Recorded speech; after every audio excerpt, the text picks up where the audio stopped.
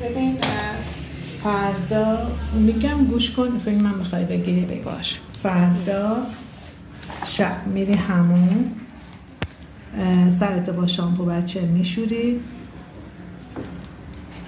کف میاد رو صورتت، پانسمانی که من الان کردم کنده میشه. درست. خب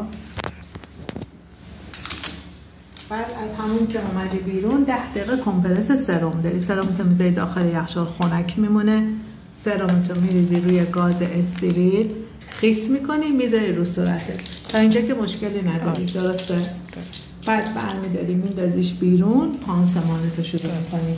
پانسمانت شامل پماد جنتامایسینه، یه دونه گاز وازلین است و گاز استریل.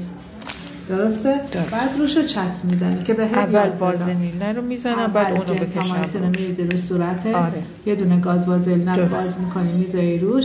یه دونه گاز استریل و چسب میزنی روشو. پس این شد پانسمان. آره. روزی تا 1.5 ماه اینو ادامه نه.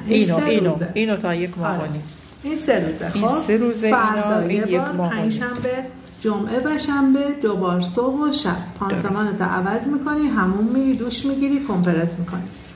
اگه درد یا سوزش داشتی فقط این مسکنه میخوری، استامینوفنه.